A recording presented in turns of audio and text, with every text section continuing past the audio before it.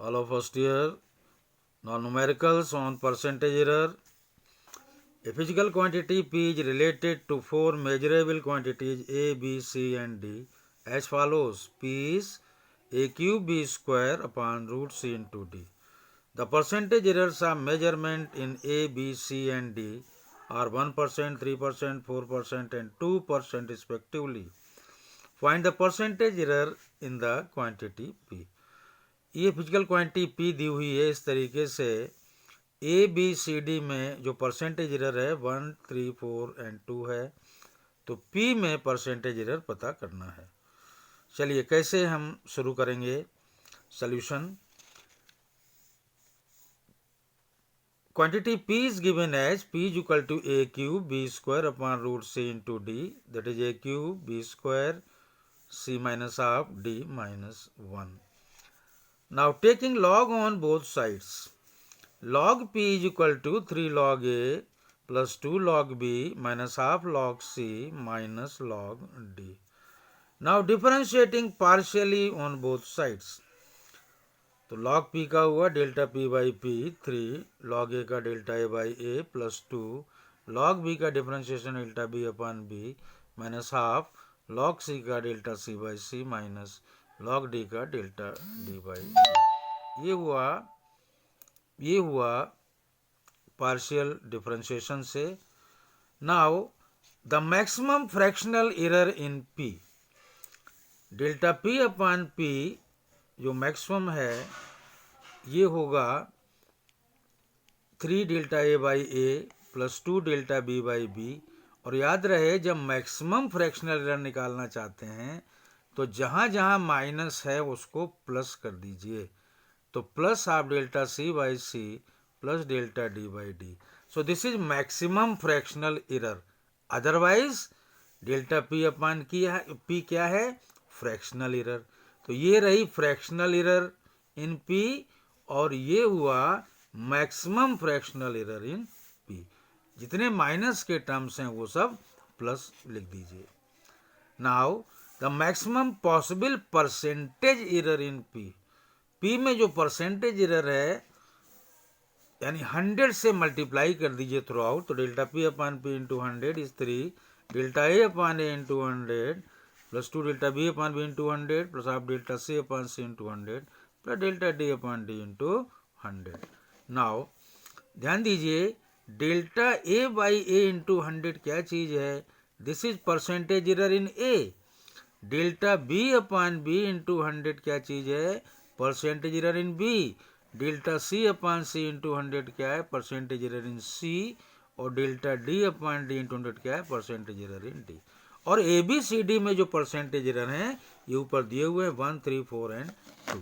तो हमने रख दिया यहाँ पर ए में परसेंटेज एरर 1% प्लस बी में 3%, हाफ, सी में 4% और डी में 2%। Overall 3 plus 6 plus 2 plus 2%।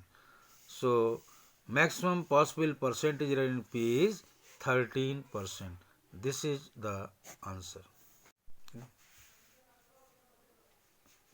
Second question, if there is an error of 1.5% in the measurement of the radius of a circle R, then what will be the maximum percentage error in the measurement of its area A? Radius में percentage error 1.5% है, area measure करने में कितनी maximum percentage error होगी। We know area of a circle A is pi r square, taking log on both sides, log A is log pi plus 2 log r. Differentiating partially on both sides, delta A by A is log pi, pi is constant तो इसका differentiation होगा 0 plus 2 log r का delta r by r. So maximum percentage error delta A by A into 100 is 2 delta r by r into 100. This is 2 into radius में जो percentage error है ये दी है 1.5%, तो ये आ गया 3%। तो एरिया में जो परसेंटेज एरर है ये आ गया 3%, यही है आंसर।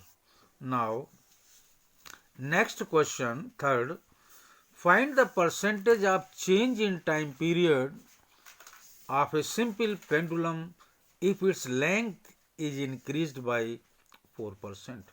टाइम पीरियड में परसेंटेज पता करना है अगर लेंथ बढ़ा दी जाए बाई 4%। तो we know the formula. Time period t of a simple pendulum of length L is given as t is 2 pi root L by G. So log t is, दोनों तरफ log लिया, log t is log 2 plus log pi plus half log L minus half log G. Now differentiating partially on both sides. दोनों तरफ partially differentiate किया तो delta t by t is 2 constant है, differentiation 0, पाई भी constant है, differentiation 0, half log L का delta L by L minus, और जी के बारे में कुछ नहीं कहा है इसलिए कांस्टेंट है। रिमेंबर, जी के बारे में कुछ नहीं कहा है, जी के बारे में कुछ दिया नहीं है तो ये कांस्टेंट है, तो ये इसका भी डिफरेंशिएशन हो गया 0। So delta T upon T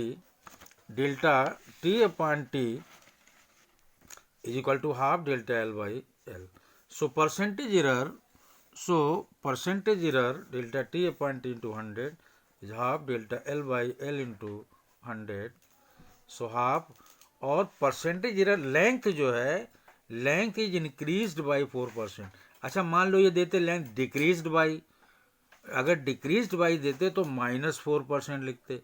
Since length is increased by 4%, इसीलिए मैंने लिखा है यहाँ +4, इसीलिए हमने यहाँ लिखा है +4%। Okay, so delta T upon T into 100 is 2%।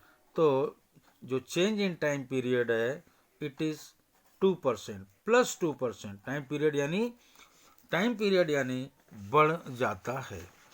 Now next question is fourth question. Given z is equal to a4 b 1 by 3 c d 3 by 2, what is the maximum fractional error in z? Maximum fractional error z में क्या होगी? z is equal to a4 b 1 by 3 c d 3 by 2। मैंने दोनों तरफ log लिया तो log z is equal to 4 log a plus 1 by 3 log b minus log c -3/2 log d। अब इसको हमने डिफरेंशिएट किया पार्शियली ऑन बोथ साइड्स, तो delta z by Z is 4 delta a by a plus 1/3 delta b by b minus delta c by c -3/2 delta d by d। और याद रहे मुझे चाहिए मैक्सिमम फ्रैक्शनल एरर, ये fractional error है, ध्यान रखिए। और मैक्सिमम फ्रैक्शनल एरर अगर हमें निकालनी है जेड में, तो मैंने कहा राइट में जितने भी टर्म्स नेगेटिव हैं उनको पॉजिटिव लिखिए। तो delta Z upon Z maximum is 4 delta A by A plus 1/3 delta B by B plus delta C by C plus 3/2 delta D by D. तो माइनस यहाँ 2 हैं, इनको हमने प्लस लिखा, तो it gives maximum fractional error in Z.